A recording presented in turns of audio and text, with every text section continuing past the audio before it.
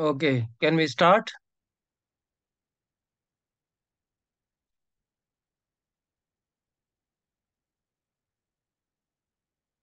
Yes, sir, we can. So go to the next. This we have covered. Yes. So we have read almost stanza by stanza, the 13th chapter up to 26th. In 28th stanza, from 28th to 32, Bharat Muni describes various conventions for the locations of semi-divine or divine characters because they also figure in Sanskrit plays. So there are Vidyadharas, Yakshas, Siddhas, Bhutas, Pishachas. So several beings belonging to other yonis, they also enter, like Apsaras enter in Kalidasa's place. Gauri enters in Nagananda of Sri Harsha. So divine beings enter. So they are, one should know their locations where they actually are uh, having their habitats, and their location should be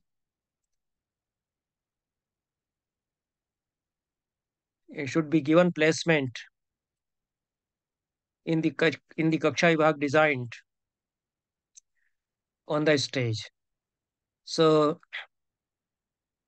28th says, हिमवत पृष्ठ संस्थेतु कैलासे पर्वतोत्तमे यक्षाश्च गुहिकाश्चैव धनदानुचराश्च ये.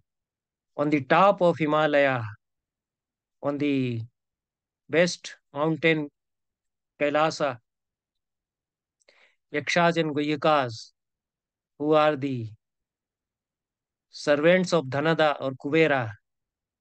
Kubera is the god of wealth. He is also called Raj Rajo Dhanadipa. Raj Raj is another name, Dhanadip is another name, and Dhanada. And Kubera is actual name. So he is the brother of Ravana. And otherwise, he is a deity, he is a god, god of wealth. So all the wealth of gods is in his hands. And his anucharas are yakshas and guhyaka. Sometimes yakshas and guhyakas are treated as synonyms, as in Kalidasa, Megduta, both the words for yaksha are used, yaksha and guhyaka. Both the words for the protagonist of that poem are used. But there is a subtle distinction between yaksha and guhyaka. Guhyaka is a special kind of yaksha, a category, a kind of superior category amongst the yakshas is guhyaka. So they reside on the top of the mountain Kailasa on Himalayas. So their location is there. So all the location should be kept in mind. Then Raksha Bhut Pishachascha Sarve Haimavata Smrta. Rakshas, Bhutas, and Pishachas, they also live on the Himalayan region. Hemakute cha Gandharva Vigya Sapsarogana. And the Gandharvas live on the Hemakut Parvat with the Apsaras. So Kalidasa has kept all these things in his mind. In Vikramarvashiyam, there is a Hemkut Parvata. So the Kaksha of Hemkut Parvata is there. In the very first act, after the exit of Sutradhara, when the Sutradhara is introducing the play, there is a cry for help coming from the Nepatyagraha. Then he says that this some Keshi Danav is abducting celestial nymph Urvashi, and he exits. Sutradhara exits with that, and there is a scene on Hemvata. There is a scene on the Hemkut Parvata, and this Keshi Danav is forcibly taking away Urvashi, and the other Apsaras are crying. So this is the Kaksha of Hemkut Parvata. With that, the play opens. Then there is another Kaksha of Pururava who hears the cry. He is passing from that through that region. So he will be in a faraway Kaksha. and then he hears he cry, and then he reaches their Kaksha. So, but the locations, as described by the playwright, that this is the Hemkut Parvata, and this is the terrain of Himalaya through which the king is by chance passing. So all this will be shown through Kakṣyavibhāga. Then in 30th he says Sarve Nagascha Nishadhe Sheshavasu Takshakaha. All the Nagas, including Shesh, Vasuki, and Takshaka, they will be shown to be living in Nishada Desha. Nishada, the king Nala used to rule in Nishada Desha. Naga is a tribe, so maybe in the ancient Nishada Desha, the Nagas populated that country. So the Nagas live there. And Mahameru Trayastrinshad Geya Devagana Budhai. On the Mahameru, 33 gods, they are located. They live there. Gods are 33, not 33 crores. So by misunderstanding, they said that there are 33 crores of God. 33 crore देवता हैं. So actually, त्रयस्त्रिंशत् koti. Koti is category. So they are 33 in categories. Different categories are there. All in all, there are 33 categories. So they are counted 11 Vasus and 8 Rudras, something like that. That makes 33. So all these 33 Koti category devas live on Mahameru. Mahameru is a mountain. It is supposed to be a golden mountain. And those who have researched on geography, they say that the Pamerian range, that is actually Sumeru, Mahameru. So it is beyond Himalayas somewhere, and Swarga is there, heaven is there, gods are living there. Then there are other mountains. Veduryamani Parvat is there. So all these geography is described in Puranas. One should study Puranas. There are research works on Puranic geography. You can, those who are interested, they may consult them. Nāṭyaśāstra, of course, is very much concerned with ancient geography also. And good research work can also be done on the geography of Nāṭyaśāstra. No very substantially good work has been produced on the geography of Nāṭyaśāstra. And there are some intricate names, even names of villages and cities which are to be located. But then these parvatas are known in the Puranas. Nilmani Parvat, Vedurimani Parvat. On these, the Siddhas and Brahmarshis, they live. 31st, second line says, Daityanam Danavanam cha Shweta Parvata Ishyate. For Daityas and Danavas, Shweta Parvat is desirable. Pitaraschapi Vigya Shangvantam Samashita. The Pitaras, the ancients or the forefathers who have expired, they can be shown to be living on Shangvan Parvat. Ityate Parvata Shrestha Divya Vasa Prakirtita. These are the best known mountains. They are known to be inhabited by the divine beings, including Kailas, then Hemvat, Hemkut, Meru, Mahameru and Meru, same thing, and Vedurimani Parvat and this Shangvan Parvat. So these semi-divine beings and divine beings, they live there. Next, in the stanza 33, he says, Tesham Kakṣyavibhāgascha Jambu Dvipe Bhavedayam. The Kakṣyavibhāga for them will be there in the Jambu Dvipa. Jambu Dvip is almost Asia Mahadvip. And Bharatvarsh is one verse. There are several varshas in that Jambu Dvip. And a Varsha, the ancient name for country is Varsha. Sorry. So for the Kakṣyavibhāga of Devtas, they will be shown in the Jambu Dvipa, located in different Kakshas. Tesham Chavasthitam Karyam Svaihi Karma Parakramei. Their avasthiti, their habitation, their location should be shown, should be exhibited or enacted as per their karmas and parakramas, as per their actions or as per their heroic acts. 34 says this is also a convention how to show the gods. In movies, they do many tricks to show a god. Some aura will be shown and some invisible form is there. Something like that they can show. By camera tricks, they can show anything like that. But in theater, it is better not to do all these tricks. The god would come, the god will appear in the human form. Parichhada Visheshastu Tesham Manusha Lokavat. Their Parichhada appearance will be their particular appearance. Of course, they will be wearing the garments as defined in the descriptions found in the Puranas, etc. That Indra will wear this sort of Anshuka, Krishna is Nilambar, and that deity is Pitambar, something like that. That Parichhad Vishesh will be there, but all other things will be like human beings. Sarve bhavascha divyanam karya manusha sanshaya. All the divya bhavas will be shown as they are in the human beings. So no miraculous acts are to be shown that God disappears. So if he disappears, how the perform will go, how the performance will go. So all these miraculous happenings or divya type of things, uh, something which is unique to the divine beings, they are not normally to be shown. So all these tricks are not needed on the stage.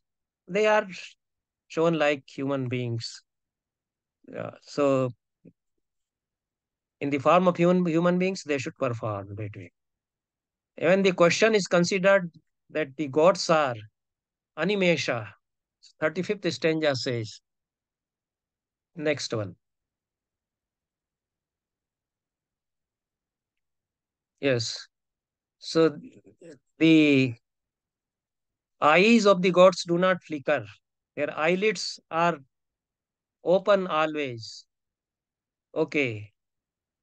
So like ordinary human beings, I flicker my eyelids several times in a minute, maybe 100 times, more than 100 times in a minute. And persons of weak eyesight, they will they will be flickering their eyes. पलकें झपकती उनकी रहेंगी बार बार. देवताओं की पलकें नहीं झपकती हैं. Their eyelids do not flicker. They are animish. Nimesh is closer of eyelids, and they are nirnimesha. They never close their eyelids. Okay. So Bharat Muni says that don't show this also. Tesham tu animishatvam yat tanna karyam prayoktrivi. The performer should not try to show or exhibit to perform that animeshatva also. No need to show that animeshatva. Because the audiences will be laughing. Why is he staring like that? So the performance will not be properly going on if they continuously go on staring in the vacuum. And one has to do the abhinaya. So you can't do abhinaya if you are staring in vacuum, nirnimesh, being not closing your eyelids and staring. Your people of high will be static. So abhinaya will not be done because the abhinaya rests basically on the eyes. Eyes are the soul of abhinaya. Ye bhava rasashaiva drashtavyeva pratisthita. All the bhavas and rasas are enshrined in glances in the drashti abhinaya. So he has described 36 of drashtis in the chapter 9th. And they are very important. The dancers or the performers, they practice them. And even the dramatists describe very subtly Ake Kara Drashti, Ardhanimilita Drashti, etc. So the beauty of the Abhinaya rests on the Abhinaya by the eyes. So they won't be able to do that Abhinaya if they insist that we will be standing in a Nirnimesh posture without flickering our eyelids and staring. We will be staring in the vacuum. Drashtya hi suchito bhava punarangeri vibhavyate. The bhavas are generated from drashti, through the glances, through the eyes. Eyes are very suggestive of the bhavas. So one has to move the pupil of the eyes, to flicker the eyelids, to make suggest the bhavas. Therefore, even if some character is performing gods, he should better move his eyes, eyeballs, his brows, his eyebrows, and eyelids, as described by Bharat Muni in the Abhinaya chapters. This is a. Then there are some important uh, instructions. They are for the performers and for the playwrights. They are for, I think they are from the 25th chapter. 30th chapter, most of it we have covered. And since we are discussing the conventions, there are certain very important conventions or general instructions which otherwise we will not be covering. So I have taken them for today. Said. And Bharat Muni says that Natya Dharma is the key for Kakṣyavibhāga. So Kakṣyavibhāga rests on Natya Dharma. There is a term Natya Dharma occurring twice or thrice in the chapter 13th. Elsewhere also, in 25th also, he said this is the Natya Dharma. So this is the Dharma of Natya. So other areas, dharmas differ. In Natya, Natya has its own dharma, its own unique characteristic, you can say, which in other arts or other areas in actual life you may not have this kind of practice. So the unique practice which distinguishes Natya from other areas, that is Natya Dharma. And Kakṣyavibhāga is one of the Natya Dharmas. In actual life, you don't decide that we will be walking 5 feet and then we will be moving to city, another city, but on stage you do it. So this is the Natya Dharma. The Kakṣyavibhāga is a Natya Dharma. Then several other Natya Dharmas Bharat Muni describes in chapter 25th, stanza 295. Nakaryam Shainam Range. Next. Yes. Nakaryam Shainam Range Natya Dharmam Vijanata. A person who understands the Natya Dharma should not enact the sleep. The acting of sleep he should not do. If he sleeps on the stage, then it will look odd that he's performing the sleep by lying down flat. But if you lie down flat and suggest that you are in deep sleep, then the performance has stopped. So even if some sleep is to be performed, many times I have seen that the character is standing and he does something like that. He puts his palm like this in his head and closes his eyes a little bit. That means he has slept. Vidushaka does it many times. Vidushaka says that sleep is overpowering me, but he will not lie flat on the ground. It would look odd and he will not be even visible if he lies flat on the ground to all the audience. So Shayana or sleep should not be enacted. And sleep scene should not be there. It is for the dramatist also, that they should not say that he is shete, iti shete. No such dramatic direction occurs in any play except Sapno Asodattam, which is wonderful scene. The dream scene is there. It is unique even in the world drama. No such scene is there as Bhasa creates the dream scene in Sapno Asodattam, fifth act. That is a great dramatist. He can violate all the norms. Bhabhuti does the same thing. There Sita has slept in the first act of, but very beautiful scene is created. Sita has gone to sleep in the bed. Rama is watching her. All the beautiful stanzas about wife. Iyam gehe Lakshmi, Riyam Amratavartir Nayanayo, etc. Beautiful poetry flows down. Rama sees Sita sleeping. So Bhavuti could do it, otherwise the normal rule, the performer, no character should be shown to have gone to sleep in the drama. These are the exceptions only, Bhavuti and Bhasa. Normally, otherwise we don't see sleep scenes or dream scenes. If there is a sleep to be shown, if characters say that it is night, let us go to sleep. It's better to end the act there. If it is night and you are going to sleep, so what? Why to continue the play? Go to sleep and end the act there. And next day, whatever will happen will be happening in the next act. Next act. So kenachit vachanarthena ankachchedo vidiyate. By some device, by some vachana, suggestion through speech, that it is time now, we are very late, and I have so much work tomorrow, we will be going to sleep. Something like that should be said, and the act should be finished there, cut off there. Ankached should be there. 296 he says, Yadva shait arthavashad ekaki sahitopi va chumbana linganam chaiva tatha guhyam chayat bhavet dantachedyam nakachedyam nivi sransanameva cha stanantara vimardam cha rangamadhyena karayet. These are instructions from the social, moral, ethical points of view. You can show a character sleeping in an episode, like Sita has gone to sleep in Uttaram Charit, or Udyan has gone to sleep in the fifth act of Sapna Vasadattam, and Vasadatta enters and sees her husband sleeping, dreaming about Vasadatta herself. Actual Vasadatta is seeing him dreaming about herself, and very touching, pathetic scene is created. So there are requirements in a play. The play demands that sleep should be shown.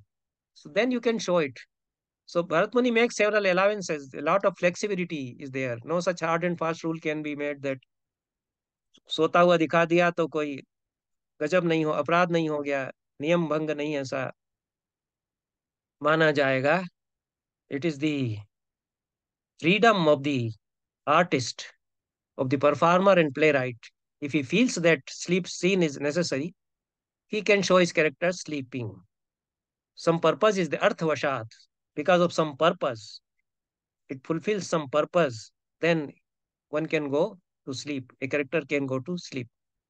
But even then, if a character has gone to sleep, or two characters, men and women, they might have gone to sleep. All these things should not be shown. Chumban, kissing, alingan, embracing, guya, whatever is to be uh, not to be shown, that is guya or secret, gopniya, dantachedyam. Okay, these are the terms from Kam Shastra. Dantached, biting by teeth, nakached, biting by nails, nivi, sansanam, untying the knots of the garments, etc. Stanantara vimardam cha, rubbing the bosoms, etc. All they should not be shown. It will be very unethical. Bhojanam salila krida tatha lajja karam chet. Food, persons having their lunch or dinner, taking food, and persons having water sports, all those activities which will be shameful, which will put the audiences to shame, or they will say, what a shame. All those activities should not be shown on the stage. Evam vidham bhaved yattat tattad rangena karayet. Whatever all these activities, he leaves, he doesn't give a long list. There can be many other such activities. As per the social and moral codes prevailing in a particular region and a particular times, you can decide your own codes, and all those activities which are considered unethical and their depiction would lead to embarrassment, you should not show. So these are simply the suggestions. This is also Natya Dharma. Very beautifully he says, Bharatmuni. Pita, next line, next uh, slide, 299 in 25th. Pita putra snusha swashru drishyam yasmat tu natakam. Because the performance of a nataka is to be seen by father, son, daughter-in-law, and mother-in-law. The family members might be seeing it and they will be embarrassed seeing all these activities being exhibited. So, like the blue films. So, family, you can't see them with your family. So, uh, in Nataka, I take it, the idea is that in the Nataka type of the Shrupa, the Nataka is a type of 10 forms of drama. So, in Nataka, or if he says Nataka, it includes Prakarana also. So in Natka and Prakana, you should not show all these activities. They are the family plays. But in Dima, Samavakara, families do not you families did not see them that way. They are they are full of fights and there are many such scenes which the you can't show before children or before ladies. So like the U certificate and A certificate in the films. So the Nataka and Prakana are for U certificate. They can be seen by everybody, by family people. But there are other forms of Rupakas. They are more. They are different types of forms, and they are very violent scenes are shown. Murders or killings are can also be shown in Dima and Samaukara. So there it is allowed, as far as I understand what Bharat Muni is suggesting here. But in Nataka you shouldn't. So because in the performance of the Nataka type of Rupaka is seen by family. So Tasmad etani sarvani varjaniyani yatnata. One should take efforts to exclude all such embarrassing scenes in the performance of a Nataka. Then to give you just an idea, I think this is also from 25th chapter. Yeah, 25th. That is Chitrabhinaya. So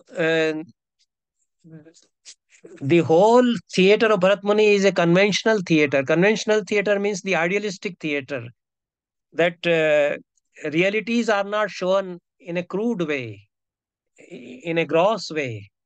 So if a mountain is there, an actor would become a mountain. If a chariot is there, the actor would become a chariot. The actor would become a horse. So these are the conventions. So there is a beautiful stanza how to show all these things. At several places, Bharat Muni suggests how to show all these things. Dola vinayanam kuryat dola ayastu vilokanai. There is a scene, and there is a scene of swing, jhula. So some lady is swinging on a jhula, on a dola, that is called dola. And dola scenes are there in Rajshekhara's Karpur Manjari. There is a scene of dola. Very beautiful description is there. How the ladies are having dola rohan, jhula jhul rahi hai. So such scenes are there. So how to show them? Actual jhula may not be there. It may cause some accident and it will not be so effective. So by the hand gestures, by body movements, you will show that dola is there. And by your glances, you will show that the swing is there. It is swinging. Sankshoਭेन च गात्राणाम. By the movement of your limbs, also you can show. You move, uh, you toss uh, your head both ways or backwards, upwards, or many such movements you can do to suggest that the dola is there, jhula or swing is there. And if you are riding a chariot or a horse, you can show the reins in your hands, and you go on doing like this. That and the sounds of tuck tuck tuck tuck they will be done by the Kutapa people on their drums. They will be doing by your movements of the feet, movements of your hands. You suggest that you are a horse rider or the horse is running, etc. These things are done even in the performances of Sanskrit plays. It looks more beautiful. You can't ride an actual horse on the stage if a horse rider is to be shown. Like Dushyanta is shown chasing a deer in the first act of Pravigya and Shakuntal, and the chariot is running almost at the speed of 100 kilometers per hour. You can't show them on the stage. So the commentators say that there is actually no chariot, no horses. This is shown through the gestures, through the Abhinaya. I- or if you want to show something visible, some visual you have to create.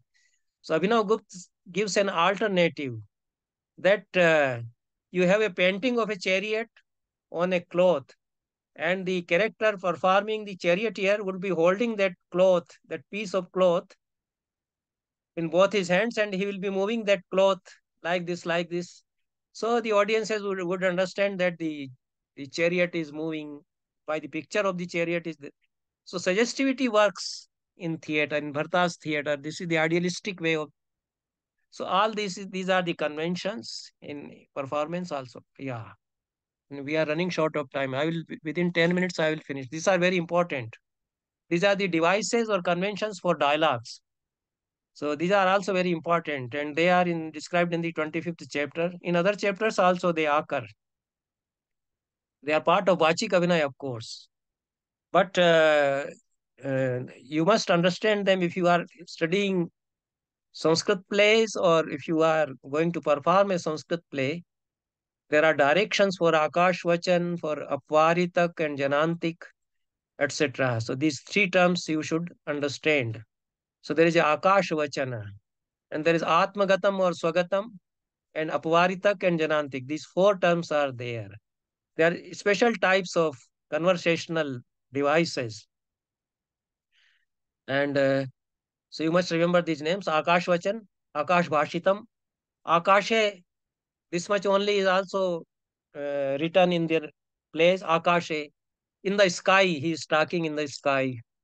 And Atmagatam, he is talking to himself. Apvaritam, he is talking to some character which is not to be heard by other characters. And Janantik is conversation between two persons in secret.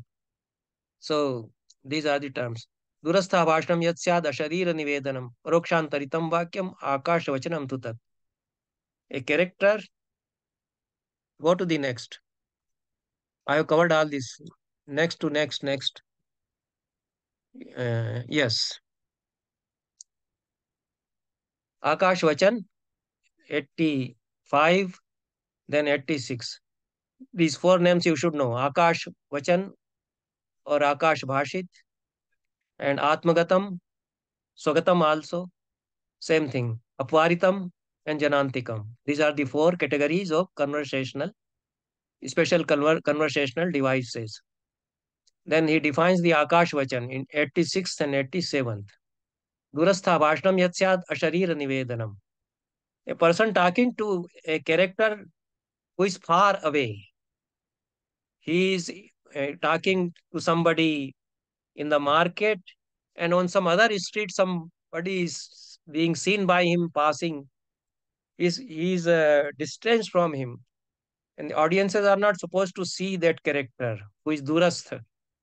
But this character on the stage is talking to that Durastha character, to the person located far away. That character is Ashariri. That character is bodily not to be shown. Then this Rokshantarit Vakya with that character, that some dialogue uh, which has been done with that character who is Paroksha, who is Antarit, who is hidden from the audiences. That dialogue is called Akash Vachana. And the Akash Vachana is supposed to have been spoken by that character who is hidden, invisible, but it will be delivered to the audiences by the character who is visible on the stage and who has made a conversation with him. So this is a device. By saying, did you say that?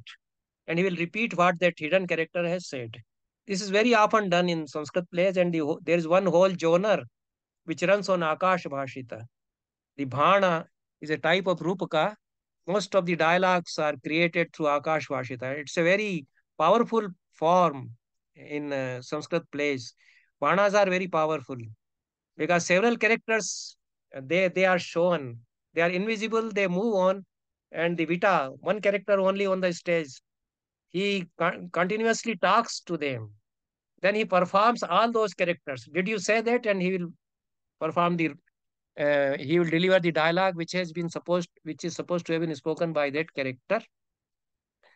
So that play becomes very engaging through that one man performing several roles through Akash Bhashit. This is the very peculiar device, and Bhasa has made a very creative use of Akash Bhashita in his Dut Ghatot Kacham. If you read that play, Bhasa was a great genius. So what Bharat Muni suggested, he perhaps has taken it in an entirely different perspective, the motive of Akash Bhashita. So all the invisible characters enter and they are supposed to have been seated in the court of Duryodhana, but actually nobody has entered and nobody is seen. But through Akash Vashita, the whole stage appears as if it has been filled by so many people. So their presence is felt. Their presence is felt. So this is Akash Vashita. We move to the next. Then Atmakatha is defined, it is simple definition. नाना कारण संयुक्त ही काव्य भाव समुत्थित ही हृदय से वचोयतु तद आत्मगतम इष्यते. Atmagat, it is also called Swagata. To himself, to herself. This also in English plays also it occurs this direction. He is saying to himself. So other characters, if they are standing on the stage, if they are on the stage, they are not supposed to hear that. And the character, it's amusing. It's a kind of character thinking something. So it is his thought, but he has to say it loudly so that the audiences can hear. So he should perform it the way that the other characters are looking somewhere else and they show that they have not heard anything. And one character talking to himself, it is his reverie, his thought, but that is to be delivered verbally to the audiences. It should be audible. That is Atmagat. Nana Karan say, owing to some reason, a character starts speaking to himself. He is having a loud thought, and that is he's talking to himself has to be shown. So that is his Atmagat Swagat. That is Radhaya Vachan. That is what is going on in his heart of heart. He starts speaking. Then Apvaritaka is aside. That means there are some 3, 4 characters, out of which a character selects one character and he or she takes away him a little bit far from the others and talks to him or her, uh, and whatever he says is not to be heard. So it is whispering, you can say. But whispering cannot be done on the stage because audiences are supposed to hear that. So he or she will be audible, but the performance will be done in a way that he is whispering. That is apvaritaka. And there is a typical gesture for it, tripataka. This is tripataka hand, and those characters who are not supposed to hear this aside talk. So this is pointed out towards those characters in this way, and those characters who are pointed out by the Anamika finger of Tripataka, they are not hearing. And then looking towards the other character in this way, they will be having conversation. That will be called Apvaritaka. Okay, I will just tell you the gist of it. That whatever is inside in the heart of heart, a character wants to speak, and whatever he wants to say uh, inaudibly or in a whispering tone to some other character, all these are to be shown through Aparitak and Janantik, etc. And you can also show whispering uh, in the ear, by taking your mouth near to the ear, but you will be audible to the audience, because audience should hear everything. Okay, I think we can stop here. Most of it I have covered. Uh, Important conventions I have covered, and these are important to know, to understand Sanskrit theatre, Sanskrit drama, and the system of Nāṭyaśāstra. Okay.